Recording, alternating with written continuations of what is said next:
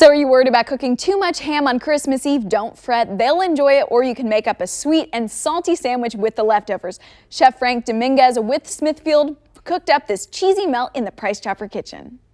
My mouth is already watering. Well, we're going to cook it up. We're going to show you just what you can do with a Smithfield spiral ham leftovers. Okay, and we can take a look at some of this ham. It's all nice and pretty there.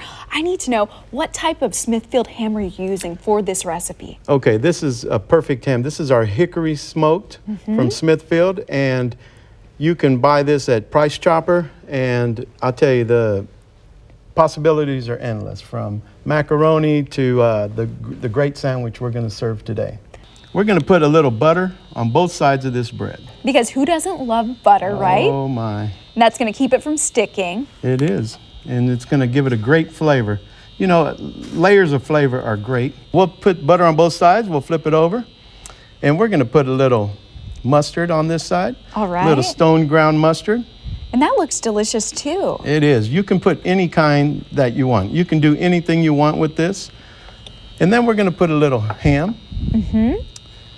Grabbing a nice piece there. Yeah, you can put anywhere from about a pound of ham if you want.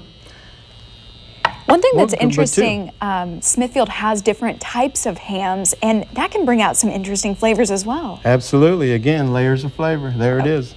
Awesome. So we're going to put next a little white cheddar. We'll put that. Now we're going to put it in the pan just like it is.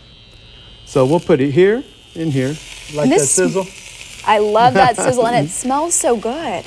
As this browns, that's all you're looking for, is to brown your bread. And if you want, you can even start building in here.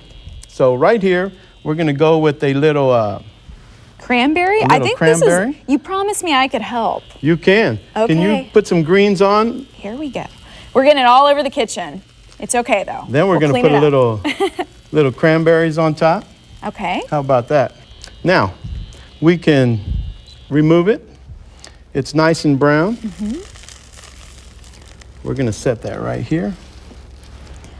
Oh, see, that's the mistake I would make. I would want to smash it together in the pan, but you're saying move it out. Well, you can. We're looking at ease. Ease, yes. You can smash it, but you don't want your greens to wilt on you, so you can turn it over here. Then you can smash it. Then we're just going to cut it.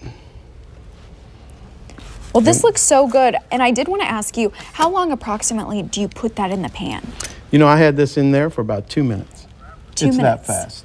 2 minutes, it is that fast, wow. So you're going to have a sandwich that your mother-in-law is going to like, because it's tough to impress your mother-in-law. It is tough. It is tough to impress those important women in our lives. Well, thank you so much, Chef Frank. My pleasure.